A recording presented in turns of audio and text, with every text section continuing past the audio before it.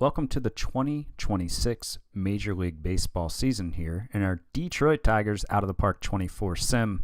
Here we've got the preseason predictions. The Tigers predicted to win more games than anybody at 104 wins. Predicted to play 642 ball. Lots of runs at 805, second in the AL only to the Red Sox. Not a lot of runs against. Our 3.55 ERA appears to be the best, and only one of three teams predicted to have an ERA below 4. Top hitters, Justin Henry Malloy is our only dude there. Top pitchers is Jackson Jobe, which is surprising not to see our other top starters up there. But, you know, this is only one sim this prediction is based off of, so we could see other guys pop up there. Around the rest of the AL, we've got the Red Sox and Yankees in a dead heat for the AL East. Rays, O's, Blue Jays, I wish the Orioles were doing better. Hopefully they'll have better results than this year. The Guardians and Twins predicted to be really good teams, so this AL Central is not like wide open. Like, I think 104 is kind of like a high-end outcome for us. So if we slip a little bit from this prediction, the Guardians and Twins step up a little bit, we'll be in a dogfight. On the AL West side of things, really tight here. All 5 teams in the mix in this prediction, so we'll see how that plays out. On the NL side of things, Braves and Mets predicted to come in top in the East. A tie between the Reds and the Brewers. Man, if we have all these ties in the NL Central. And then just like the AL West, the NL West, really just a really tight race between a bunch of teams that aren't that great. And here are the predicted top pitchers and hitters for the NL. You might be wondering, when is Pat finally going to realign the league? All right, I'll do it after this season. I've been saying, I'm going to expand and realign, I think, since the end of the first season. I'm finally going to do it after this season. So this is the last season that will be in the current Major League format. We'll add a team to the AL, add a team to the NL. We'll realign, and we'll see what realignment we come up with. There's some wild and wacky realignment suggestions out there on the old internet, so I'll probably search around and find one that's fun. I might just go with like an old boring one, but I might also do something fun where a bunch of teams switch leagues, etc. We'll see what happens there. So let's meet your 2026 Tigers. Pretty similar to the team that I left you with at the end of last episode, at the end of most of our off season. We do have Reese McGuire in as the captain of our clubhouse and defense first backup catcher on a 1-year, $1.8 million deal.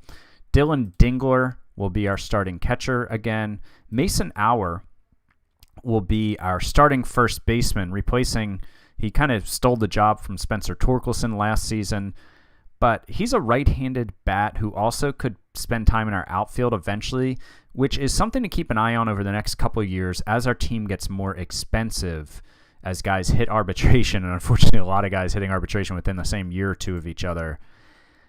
So Riley Green has 2 years left and is going to get really expensive if he continues to play at an MVP level and has not shown interest in signing long-term yet. We've also got Jung-Hoo Lee as another corner outfield left-handed bat who we've got under contract at a reasonable $15.6 million price for up through 2031.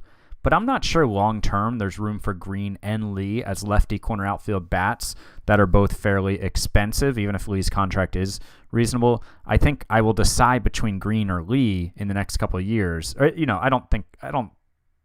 probably shouldn't say like I will decide, but I see a potential decision point coming here between them, and having Mason Auer as a guy who can play a really strong outfield is nice, and a right-handed bat is really nice to have if that decision does come between Lee and Green, that Auer can then go fill in the other corner outfield as a righty bat. But for now, he's our first baseman, and he's coming off a rookie season in which he got Rookie of the Year votes, put up a 126 WRC+. I think he finished second in Rookie of the Year voting, if I recall correctly, and put up 3.5 WAR in just 130 games. So Mason Auer, the job is yours.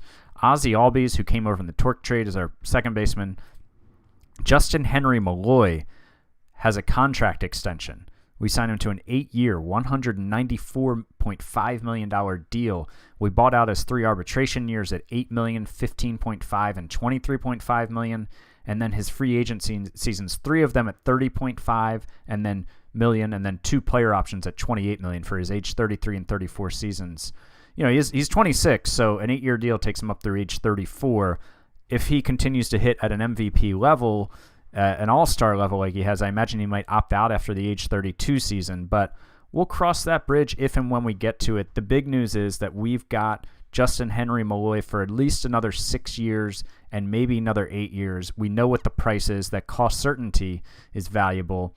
You can see across 241 starts and 1,100 plate appearances at the major league level, he's put up 8.8 WAR and a 143 WRC+. His 162 game average in terms of WAR is 6 WAR. So this is a guy who could win MVP awards, and we've got him locked up for a long time.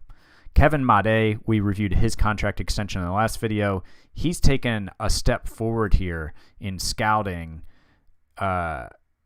Overall, went from 70 out of 80 to 80 out of 80 last year. Could he be a potential stud? I think so. I think some of this has jumped forward, and I haven't gotten the scouting update yet. Like, this seems higher to me than I remembered. Like, his contact, I don't remember always being that high. But hey, above average major league shortstop is what our scout says. A former top 100 prospect. Glove first. We'll see if his bat can come along. It hasn't yet at the major league level, but he could win gold gloves and be an adequate bat. So we'll see what happens in the long run with him. Riley Green, coming off his second place finish in the AL MVP voting, he is back as our everyday left fielder. Parker Meadows, Jung-Ho Lee, Nick Castellanos round out the outfield and DH slots. Now our bench spots, we've got Isaac Pacheco and Luke Leto here, who are really like basically the same player as lefty bats, really good-looking bats. And, oh, you know what? I'm on relative to AAA. You guys are probably like, dude, no wonder everybody looks so good. You're on relative to AAA. I was looking at some prospects earlier. So, yeah, Kevin Made, that's the Made I know. Okay. Good bat, not a great bat. Outstanding glove. All right, so let's get back to Pacheco and Leto. I'm calling him Leto. Not sure what it actually is. I'm sure you guys who follow college baseball know how to pronounce his name and know if I'm getting that right. So Pacheco is here. He's not awesome anywhere defensively, but he's adequate a bunch of places defensively. And he's got a really intriguing bat from the left-hand side of the plate. He hasn't yet shown it in 119 Major League plate appearances, but he's getting a shot here in a bench role this season. Luke Leto, really similar player, just better power, not as good of contact skills. He's the number 18 prospect in baseball. I did think about, because he's a little redundant to Pacheco and to manipulate his service time, keeping him off the opening day roster, but I'm not going to do it. We're here to win. Let's get Luke Leto his service time. Let's see what he can do. His glove isn't as good as Pacheco's, but I like that home run power a whole lot. So we'll see what he's able to do and not do. I don't know if Leto and Pacheco basically being the same type of player, if I want two of my bench spots tied up by them, but this will sort itself out through their performance or injuries or whatever. Our other bench bat is Carlos Pellegrin, or Pellegrin if you prefer, who you may recall has mashed in AAA, but at the major league level last year in 98 plate appearances, he posted a WRC plus of 62, but he will get another shot at being a bat first, right-handed bench bat. And so that's the offense. Pitching side of things, rotation will be Alcantara, Gossman, Dolander, Job, and Thompson. I mean, we've got 4 top-of-the-rotation arms here. All 4 of these guys could be number 1 or 2 starters on a lot of teams. Zach Thompson beat out Kyle Harrison.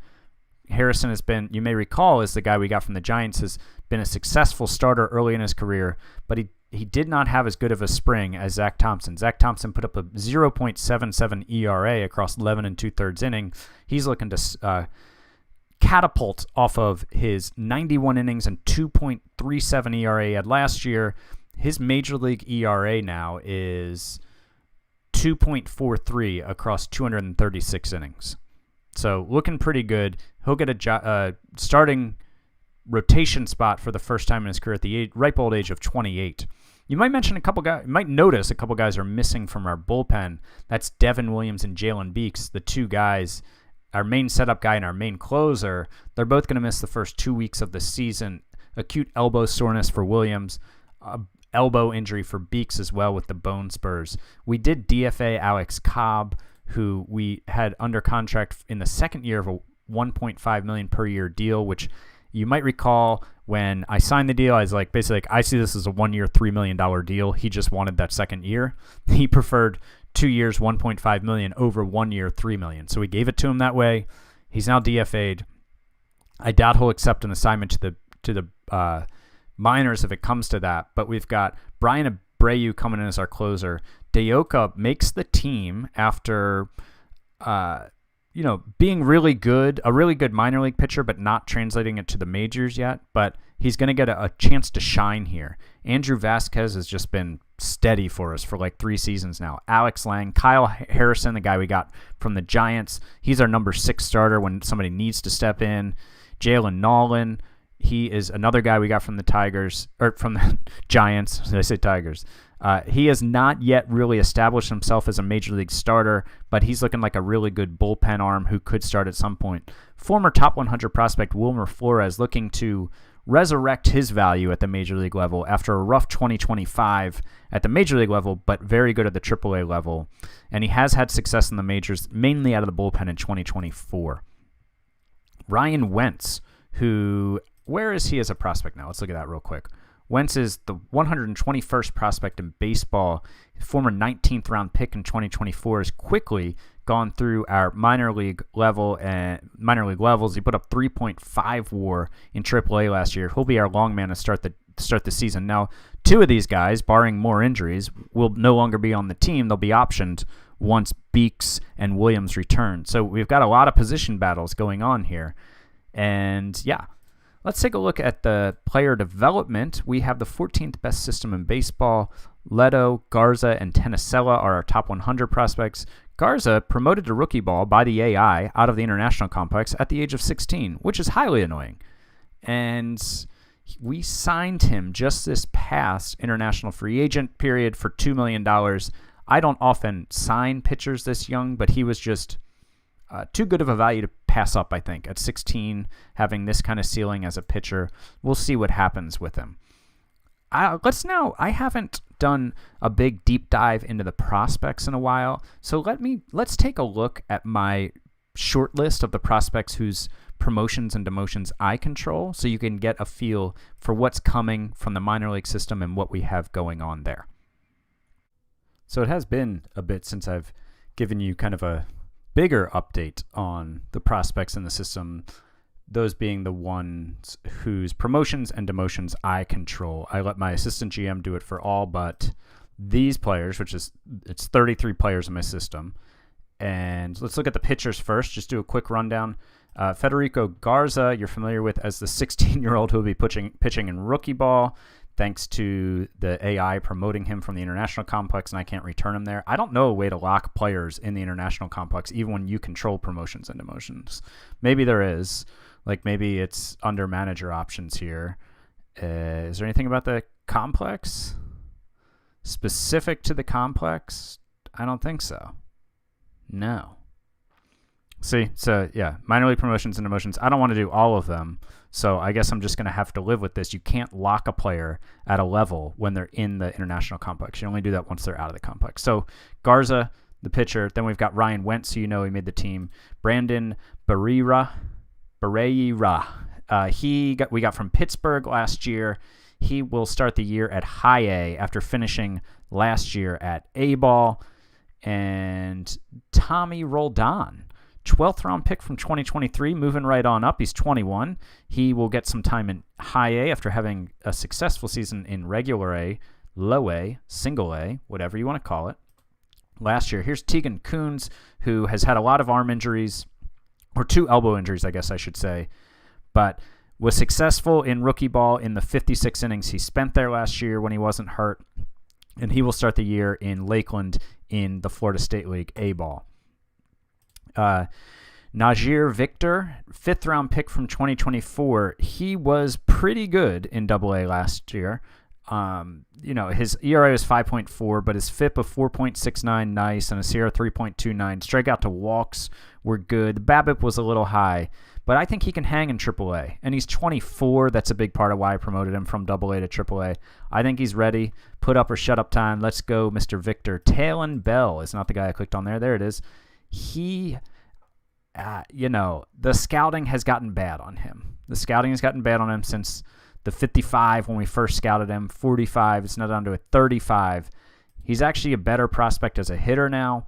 He was not being used as a two-way prospect, which was my fault. He now is. He's had success in rookie ball. He's pitched really well both seasons, but scouting-wise, they don't think he's ready at all for A-ball. But, hey, we're going to find out. Wyatt Crowell, third-round pick in 2023. He will start the year in AAA after spending last season all at AA and doing okay, but he's 24 now. He's had a season and a half at AA. It's time for him to go up to AAA. Matt Scott, third-round pick in 2025. He's had success at A and high A, so he will go to AA this year as a 22-year-old. Carson Turnquist, fifth-round pick from 2025 as a 21-year-old.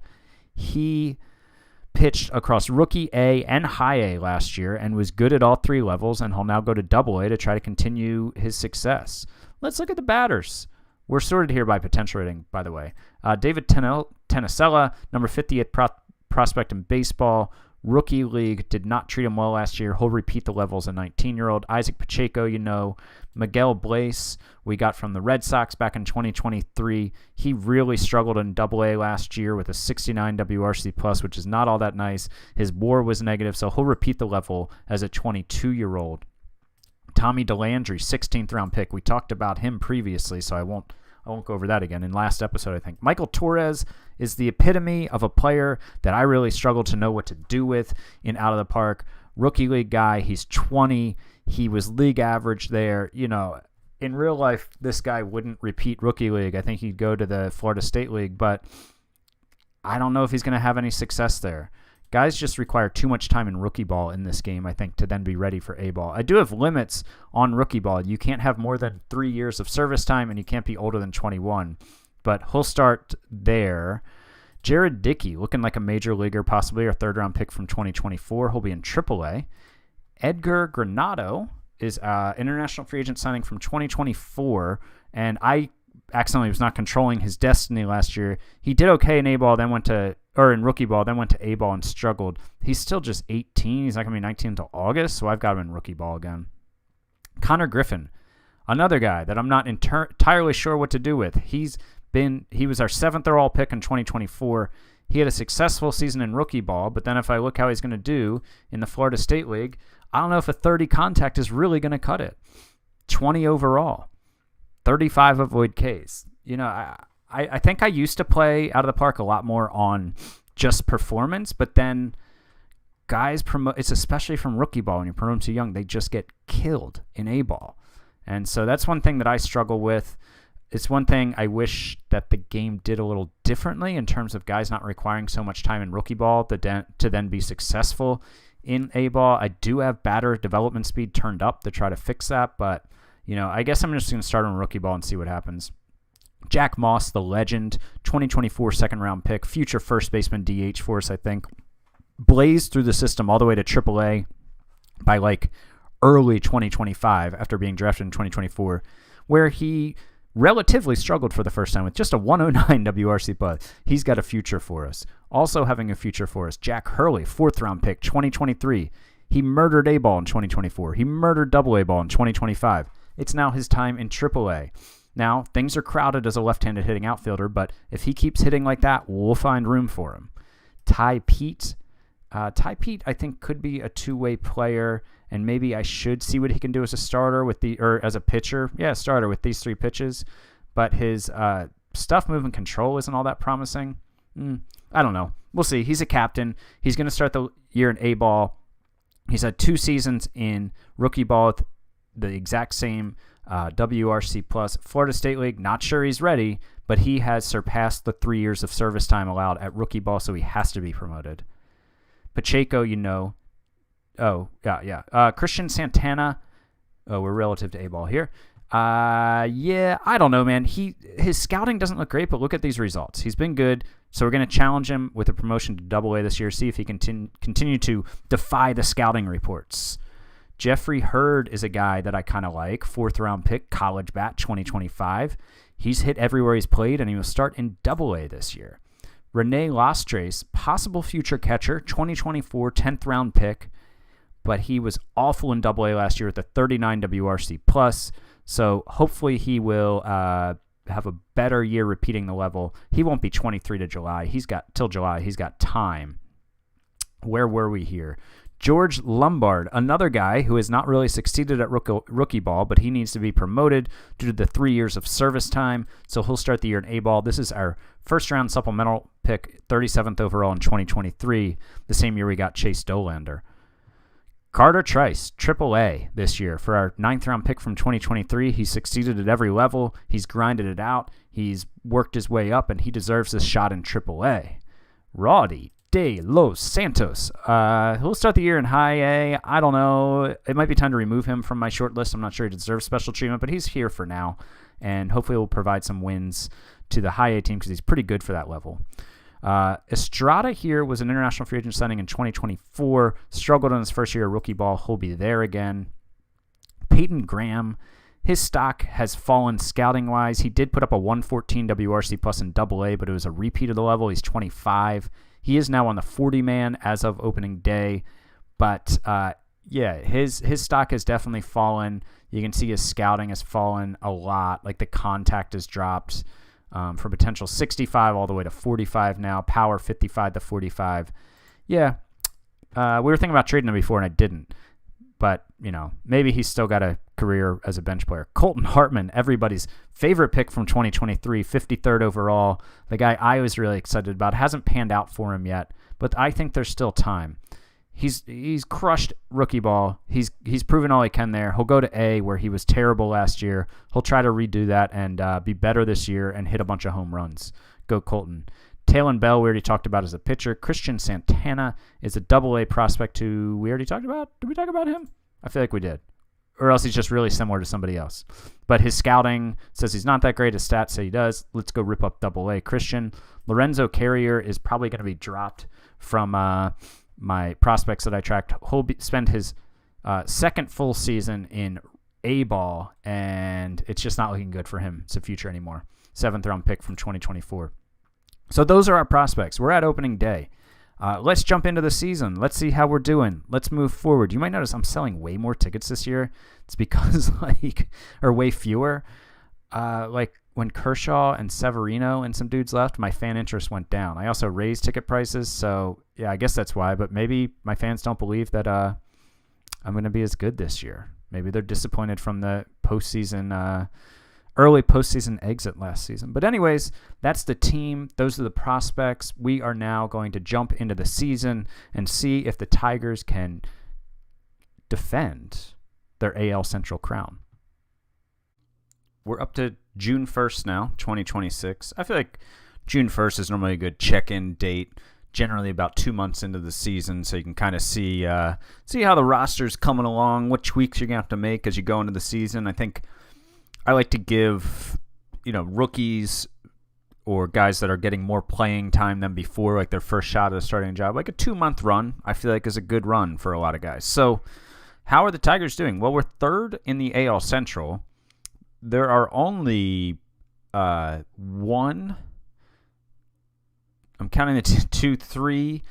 teams outside of the AL Central and the rest of the league that have a better winning percentage than us. So, and then 2 teams within the AL Central, the Twins and the Guardians. We're 32 and 22, 3 games back. All of these teams are playing well lately. You can see we're sitting pretty nice in the wild card standings. There's a 4.5 game gap between the A's and the Red Sox. The Orioles, brutal, last place in the AL, probably in the majors too. Oh no, the Cubs are worse. So let's get into the team. It was not the best start to the season for us. We went 12 and 14 in April. Offense was just bad. The offense was so bad. We've been much better though. We've caught fire in May. We're 20 and 8. We're 4th in runs scored in the league after running like 10th to 12th in some of the early parts of the season. In terms of runs allowed, we're 5th in the AL. Zone ratings looking solid. We're looking okay here. Digging into the specific dudes, I'm going to change our scope here to Major League.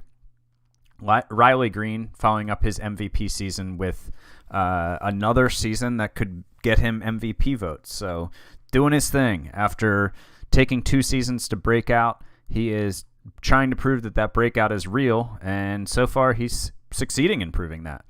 Franchise cornerstone, Justin Henry Malloy, on pace for 5.8 WAR, doing his thing. Just being a dude out there who's going to get to a lot of All-Star games, win some awards. Jung-Hoo Lee, I'd say the third member of our core of our offense here, the 3-person core offense. 131 WRC plus, 316 batting average as he tries to defend his batting crown. Carlos Pellegrin's a very minor injury. He'll be back in 2 days. But he's looking really good. A 124 WRC plus. He's walking in 15% of his plate appearances. He was walking more than he was striking out, but that is no longer the case. I think he mainly plays against lefties, I think. No, that's not true. He has 51 plate appearances against righties, 15 against lefties. Weird. That's not the way I have it set up in the depth chart. But anyways, he's been good as like a 4th outfielder. Isaac Pacheco, solid with the 113 WRC plus. A really legit-looking prospect who struggled in his brief time in the majors last year, but looking pretty decent so far this year. Kevin Made, doing it with the bat, which is just like a bonus. He's on pace for 5.6 WAR. Man, are we looking good for locking him up to this deal before this offensive breakout came.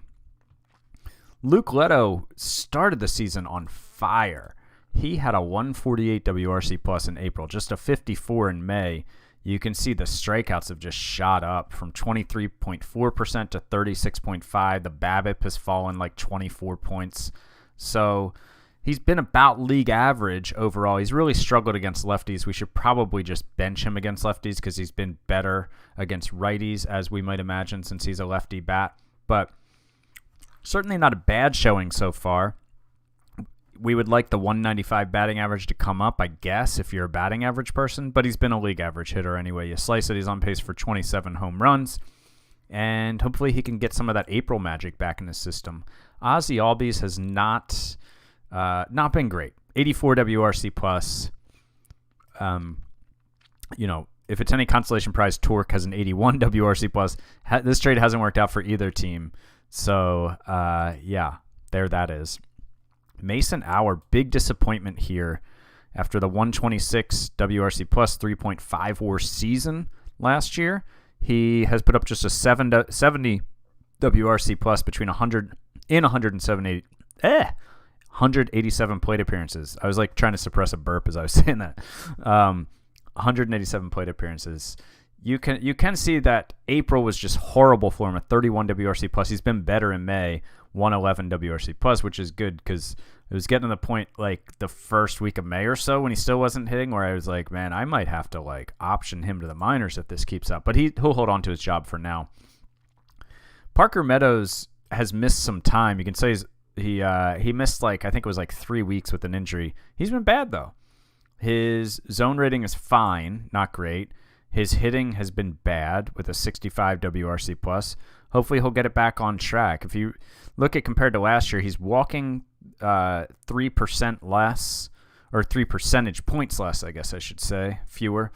But he's also striking out less. But his BABIP is 75 points lower. So that sucks. Nick Castellanos, I think the time has come here. We've given him enough of a chance, and he's been better. The last week he has a 146 WRC plus. Maybe the breakout's coming. He's been better in May than April, although how could you not be better in May given the week that he's had? But I think we're going to DFA Nick Castellanos, and I saved it for the recording so you all could be here for it. Thank you for joining us. We'll get to that later. Catching has just been terrible from the offensive side of the plate. Reese McGuire has also been bad defensively, which sucks.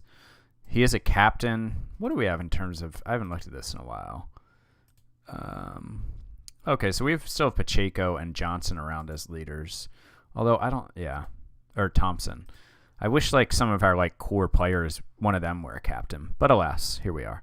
Yeah, I don't know. I'm going to punt on the catching situation for now, but we've just got to get better than this. This just isn't going to work. Dingler's a good defensive catcher, but putting up 0.8 WAR over the course of a season. But hopefully he can turn it around. He was better last year. He showed a decent bat in the minors, but we're going to have to look at other things here if this doesn't get better. Pitching side of things. By the way, do we have any injuries? I meant to show you that. Oh, right. Gossman is out. He's 3-week injury. He was off to a really rough start. You can see in the scouting, he lost some velocity, and his overall has gone down. But it's actually now down to a 60. I'm sorry. It was his control. His control has gone down. But it improved here and then went down, so that was confusing. It seems to go between 70 and 75. So, yeah, I don't know. Maybe age is catching up to Gossman finally in his age 35 season, but his FIP and SIERA are much better than his ERA. So hopefully he can get his back straight, and then he can come back and be a dude for us down the stretch, because we need Kevin Gossman to be a dude, not just a guy. So that's the one injury we have going on right now. So pitching side of things, Chase Delander leading the team in WAR. He's got a 3.34 ERA. FIP and SIERA support that. Sandy Alcantara, his strikeouts are all the way down to 6.4 per 9, but he's suppressing home runs still. He's not walking anybody. He's got a 3.18 ERA. He's still doing his thing. We've got one more year left of him on an option year. Jackson Jobe has gotten it on track after a rough start. You can see here just a few starts ago, his ERA was 6.56. He's got it down to 5.40 now. FIP and SIERA suggest better days are ahead and that he's pitched better than his results, but we certainly could use a bounce back here from Jackson. Montes de Oca just gave up his first runs of the season in our last game yesterday. He has pitched 19 innings. He gave up those 3 runs. He's been a shutdown guy for us in our bullpen. Devin Williams has been excellent with a 1.26 ERA. Zach Thompson has been okay. He stepped into the rotation. No, sorry, he's been in the rotation. I was talking about Kyle Harrison. So Zach Thompson has been okay. His FIP and SIERA are much better than his ERA. Kind of a theme here for several guys. So hopefully those results will even out. If he continues to post a 5+ ERA, we have other options that we can put in the rotation. Kyle Harrison has joined the rotation since Gossman went down. He's made 2 starts and across 10 innings, giving up 2 runs as a starter. His ERA across 35 innings is 2.52. So thank you very much, San Francisco Giants. Jalen Beeks has given up some runs this year. It's been weird. His ERA is 2.37, which it was 1.19 and 1.95 the year before. So hopefully he can get that ERA back to sub-2 before he goes to free agency so he can get the money that he wants. And he wants to be a starting pitcher. So this is why Jalen Beeks is probably not coming back. Andrew Vasquez struggled early, has bounced back. Ryan Wentz in his rookie year has put up a very nice 3.76 ERA, 3.67 FIP. Brian Abreu has been fine in his 22 innings, 2.82 ERA, but the FIP and SIERA are not quite as good. Wilmer Flores came back up when Gossman was hurt. I had sent him down, and he's got a 7.88 ERA. He has pitched 2 shutout innings since coming back up. You can see the FIP is 3.18, but he's really got to start getting results here at the major league level, or his time's just going to run out with us. Alex Lang, his ERA is 2.25, but the FIP is 4.41. So hopefully he can. Hopefully he doesn't see too bad of regression here coming up. So that's how the team lays out. So it's time to DFA Nick Castellanos, and I think we want a righty bat to come up for Castellanos to be able, especially to be able to DH against lefties, just because our bench guys. I suppose I could bring up a lefty guy and put Pellagra in as the DH against lefties, but then my 3 bench bats, other than McGuire, my catcher, who is also a lefty actually, all 4 of my bench bats would be lefties if I called up a lefty for Castellanos. So I think I want to call up a righty. There are a couple guys in the running. I mean, if I was calling up a lefty, I think Jack Moss is my choice. Second-round pick from 2024. He was a well-developed college bat. His time is soon. Mason Hour should be feeling the heat. So should Luke Leto, Pellegrin, all these guys. If any of them slip up or continue to not perform well, Jack Moss is knocking on the door, and he's about to bang it down. But I think the guy that we need to call up, where is he? There he is, Matt Horvath. Oh, he slid down a little, the WRC Plus. He was right up here with Moss, so I guess he slumped a little. But he's got a 133 WRC Plus. He can play all over the field, but I think, and he's a captain. That's nice. So I think he would be the guy that we bring up for Castellanos. And one of the reasons why I want to do this now is I can't keep giving Castellanos more chances, and then it's like mid-July, and he hasn't cut it, and I don't know what I have in my minor league players. Like, I could call up Horvath or I could call up Moss, and one of them might catch fire and be like, oh, this is our DH moving forward. I want to know what I have before the trade deadline. And I feel like 2 months is enough time to give Horvath some at-bats and see what he has. So I think that's what we're going to do. Horvath is he on the 40-man? I don't think he is. No, he's not.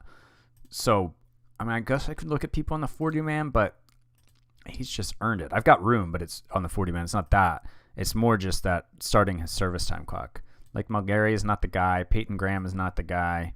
Or Nelson, Westberg, Garcia. Yeah, no, we're gonna make it Horvath. So thank you for being here for this part where Nick Castellanos' Tigers career, the second time around, comes to an end. It's been a huge bummer here. He's been worth negative 1.4 WAR across, like 160 games. So basically a full season. And it's just been bad, man. It's just been bad. And the season before we got him, he finished fourth in MVP voting, led the league in slugging, RBI, runs, and then the strikeouts went up, the walks went down, the power went down. Just not the same guy anymore. What did we even trade for him? I can't remember. Oh, right, a Rosarena, who has gone on to be a decent. He's actually gone on to be a really good player in Philly. Then they re-signed him to a 4-year deal. So good for them. They won that trade, obviously. But Nick Castellanos, your time has come. We appreciate you. I have mixed emotions about this. I wish it had worked out. I wish you'd been the middle of the order bat that we thought you could be. At 34, maybe you'll catch on somewhere else, but it's not going to be here. We appreciate you. And now it's time to give Mac Horvath the news that he's coming up. So Horvath is up. Figure out what that does to the lineup. And, I think Horvath will definitely get all of the DH at-bats, or most of them. Why is Pellegrin in here? I must have messed up. I did mess up. That should be Parker Meadows. That's only been for a few days. It hasn't been for that long. I just redid the lineups recently. So, yeah, and he's still been playing every day. So maybe I just did that. Anyways, enough about that. I'm gonna get Horvath in here against lefties, DH, and righties. He'll still play, but I think also Luke Leto, Pacheco will get some at bats there too. But we'll see how Horvath can do. So we're only a few days away from the draft, which is coming up on June 8th. So we'll go ahead and skip up to the draft. We'll go through a few picks and select some studs that are going to be playing for us in a few years, hopefully. So let's go ahead and get to the MLB draft. Welcome to the 2026 MLB first-year player draft. Your Detroit Tigers are, of course, picking 30th, since we had the best record in baseball last year. Picking 5th are the Colorado Rockies, who jumped up from 17th, apparently. That should be illegal. The Mariners, I couldn't figure out why they didn't have a number next to them here. I think they were number 3. I don't see any were number 3s here. So, anyways, we're drafting 30th. Mock Draft has us going after first baseman Mike Coran, a high school first baseman. Looks like a good bat. We're not going to get we're very unlikely to get somebody who is going to be like an impact. A player is going to have a big impact quickly, right? That's what I was trying to say. Like, obviously, we're not getting a Chase Dollander, 3rd overall. Let's see. First overall, Doughton. Jaheim Doughton. What's that? Plus G? Is that something I don't know? Is it like a reference? I don't know what that nickname is. Mike Call. Oh, see, that's a bat who's going to be on their team soon. And then Dan Wright. So 3 first basemen, basically. Is he? Yeah, I mean, he's kind of an outfielder, but not a lot of defensive ability here in the early rounds. Oh, boy, we got a glitch name here. 0161 Tippett. Okay, we'll leave him alone. He can be 0161. I kind of like that. Hopefully he'll be a stud. So let's start the draft. Let's see who the Mariners are going to take first overall. Oh, they go with plus G. Okay. Let's skip to our pick, Detroit. Our scouting director recommends Jimmy Regan, I guess it is, who is a high school center fielder with just a 60 range. The high work ethic and high intelligence is nice. He's not a center fielder, though. He'd be a corner outfielder. That's all. He's a right-handed bat, which I prefer. He wants to be a better player. That's great. Good for you, Jimmy, as long as you're talking about the ball player type of player.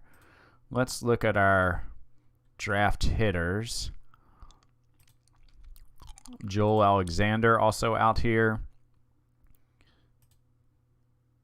That guy's not bad looking. Avery Gerton. Alex Balderas. He doesn't do much for me. Woody Bandelow. He's fine. Oh, Mike Curran is still out here. Wasn't he? Oh, no, he was the guy we're supposed to get. Never mind. He was the guy we projected. I was thinking he was one of those first basemen early in the draft. I accidentally skipped over Lewy Bristow, which is a great name. He's a pretty interesting player. The 60 outfield range. What's he got going on in the infield? Oh, the 30 infield arm.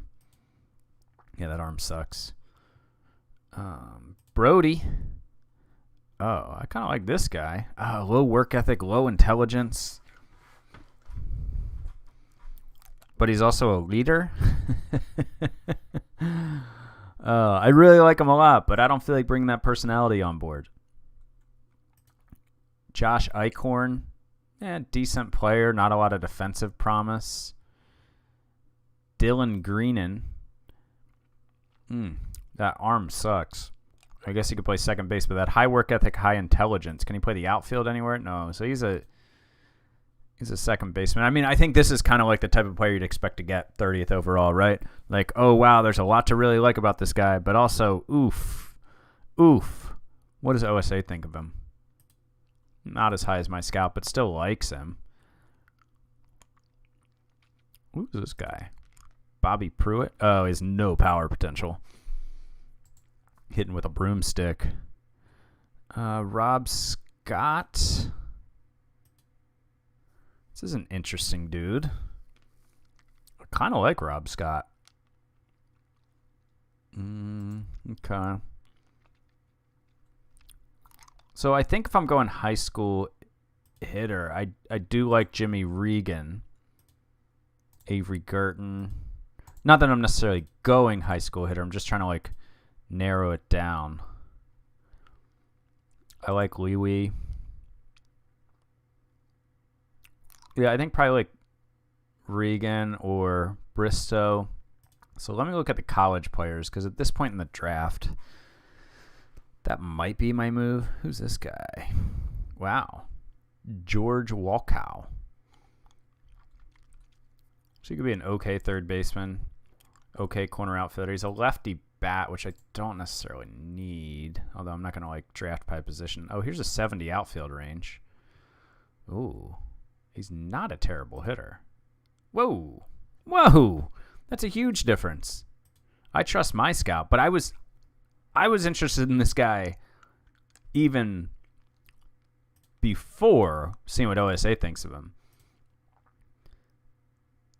Be an average big leaguer. I mean, his outfield potential is so good that it's like hard to turn down, because his bat really isn't that much worse than the other guys we're considering. Rob Scott. Like here, let's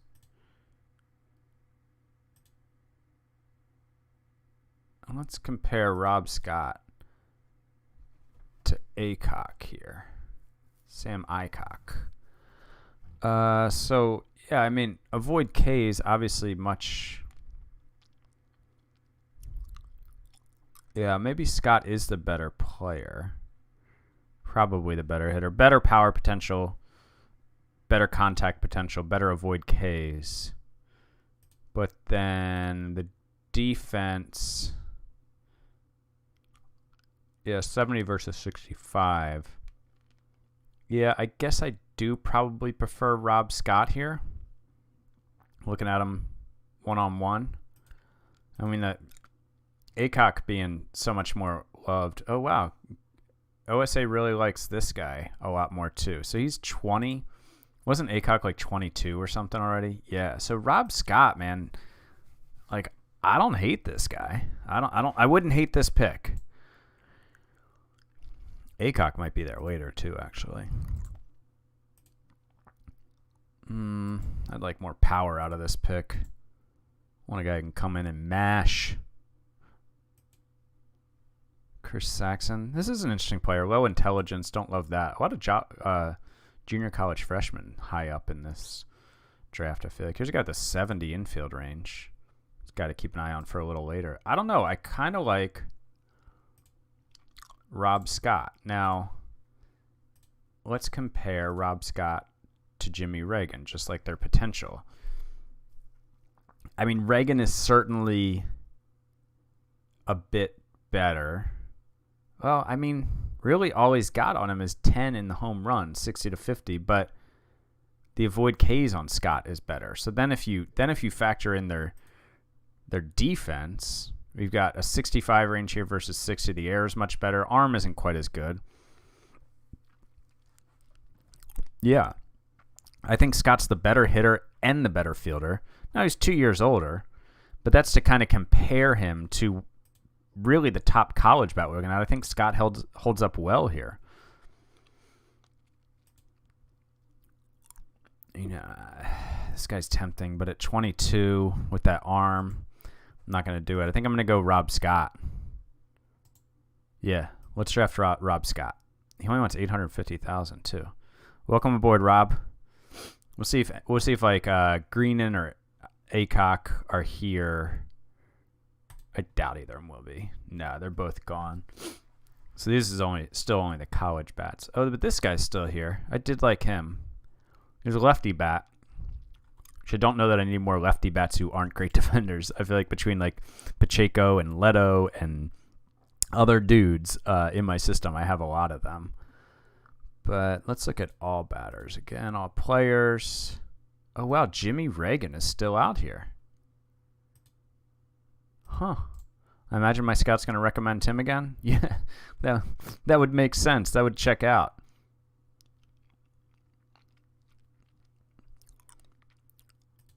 What pick is this? Hold on. Oh, pick 31 in this round. Okay, got it.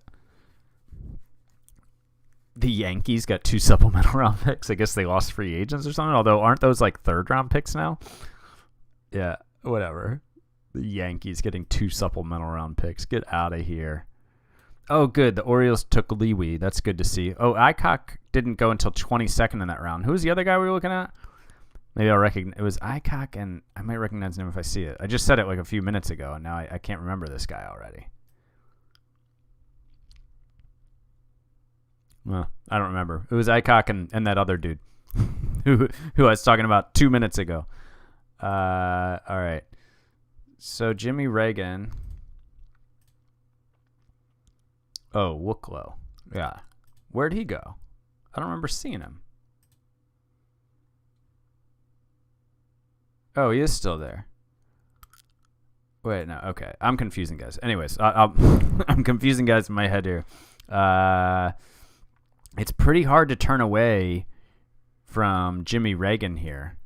Especially because I give him a boost because my scout likes him and I trust my scout. I think my scout is very good.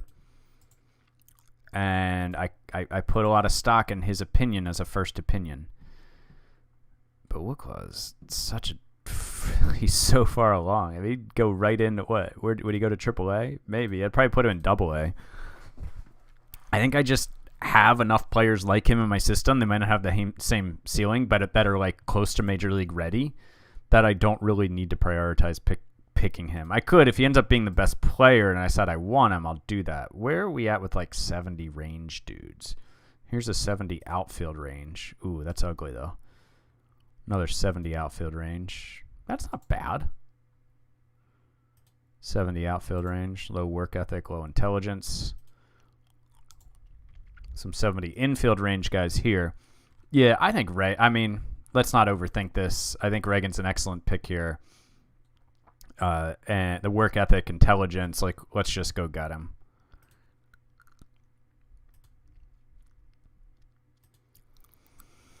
So now my scout is recommending a high school pitcher who I'm definitely not going to take because he has 2 pitches. He's a reliever. He's gonna be a reliever. Oh, Wooklow is still out there. That's going to be hard to turn down. Let's look at the pitchers. I haven't even looked at them yet, so we can look at them. Draft pitchers. That's a reliever, right? Yeah. Let's look at starters. Starters only. Ooh.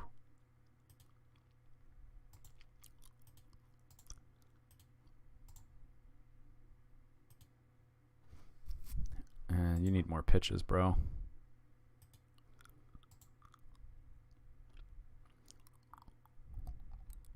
So is he really the only pitcher you're going to recommend to me? Andy Whitfield, he's a high school arm who wants $2.4 million, which we actually can afford. We have the money to do that. But I don't know that I like him enough to get. I don't know. High school pitchers, man. High school pitchers. I'd rather give this guy $2 million, to be honest. Maybe. Well, no, I wouldn't. That third pitch sucks. He's really not bad. Kavan here. That control, hopefully he'd develop.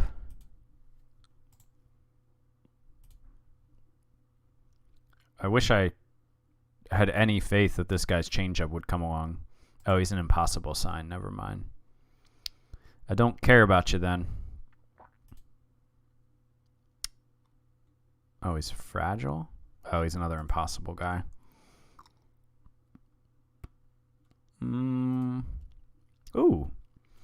High work ethic. Leader. He's got 3 pitches. And this is the kind of arm I've talked about earlier in the sim that I really like. Just like a college arm with a really high floor. And not the highest ceiling you've ever seen, but like, dude, if he can get this control up, like, this is a good pitcher. Now, OSA is not as high on him. Also doesn't think his third pitch is that good yet. But with the high work ethic and leader, like, it only wants $80,000. Yeah, that's our dude. Again, let's not overthink this either. He's 22 already, but yeah, let's get Dent here. That's a really solid arm to bring into the system. Now he's recommending Joel Alexander. I don't know. Let's look at the all batters again. Wow, Wooklow's still out there. I'm going to have to take him eventually here. Oh, shoot. I want this one. I accidentally have 2 of that. I don't really want Alexander. That guy's fine. Mike Coran is still out there. This guy's pretty interesting. Yeah, kind of like... I like this guy. He's a bit better of a defender than Wakao. But Wakao, George, is kind of already the hitter that Alfredo here might be able to become. But this guy, I don't have a lot of good catching stuff going on in my system right now. I have some prospects, but no big prospect that's close to the majors. Ooh, Pat Grimes at the high work ethic and 65 outfield range. I don't hate this. But probably, I just drafted a outfit like that. We've already looked at this guy, right? Yeah. I think it's between Villalobos and Wokow. And, really, I think given that we've got a righty bat here, I prefer that because like I said, I just have a few dudes like this who are like major league ready. But I think this guy could be up really soon and be pretty decent. Yeah, let's pick him. George Wacow. Villalobos is gone now, which I expected to happen. This is a pretty good player to still have out there. Nate Davis. Man, you're a college player, and your ceiling's pretty... Your ceiling is... Or your floor, I'm sorry, is really low. That's dangerous. All right, let's see what my scout recommends first. Recommending this high school starting pitcher who I will not take because I don't trust that curveball is going to develop. His movement sucks. No thank you. There's still some really good players out here. To have this many 70 outfield range guys is really... We got 3 of them in a row here. One of them has high work ethic. Let's draft this guy. High work ethic, 70 outfield range, high school hitter. Sign me up. I'm in. All right, we'll do like another... We'll do one more pick here. Recommending Nate Davis. That's the college catcher with the really low floor for already being 21. Let's look at college pitchers, maybe college starters. Not a lot. See, these guys don't stick around long because I think teams realize, like, oh, this guy could pitch in Double-A right now. No, thank you. No. Ooh, here we go. High work ethic, high intelligence. Now, the greed is high. But, yeah, we're picking this guy, Jordan Husky. Well, he'll probably go to high A, maybe? Yeah, he'll go, like, straight to high A. Yeah, Jordan Husky. Like, I like getting some of these arms in here that are fairly developed. I know I said one more pick, but we'll do this one, too. Here's a high school arm. Not interested. Who's still out here? Draft hitters. Nope, don't care about that. Draft hitters. Who's our scout recommending if we want a hitter? Mike Barks. Woof. No thanks. We'll just do this pick. This is the last one. I like leader, work ethic, intelligence. Decent bat. I like the 70 range. Never can have enough of those guys, obviously. Ooh, buddy, you should not be marketing yourself as a catcher because you're really not much of one. So, yeah, I don't know what he's doing. Max Hyman. Damn, that arm. But he might be able to be a really good second baseman.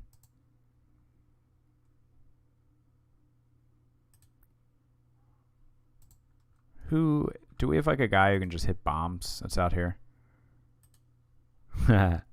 Clint Tuttle. Literally that's his calling card.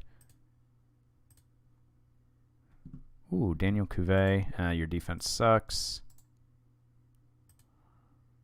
I would like to get some more catchers into this system. Yeah, let's have fun. And let's draft Clint Tuttle. He's got the high work ethic. He can play in your corner outfield. And he can hit bombs. Let's do it. All right. So that's the end of this video. It's June 8th, 2026. We are 34-25 now. Went forward a few days. We lost a few games. And then won a few games since that update on June 1st. So that's the end of this video. We'll come back and get into the trade deadline in the next one. Thank you for watching. We'll talk to you guys next time.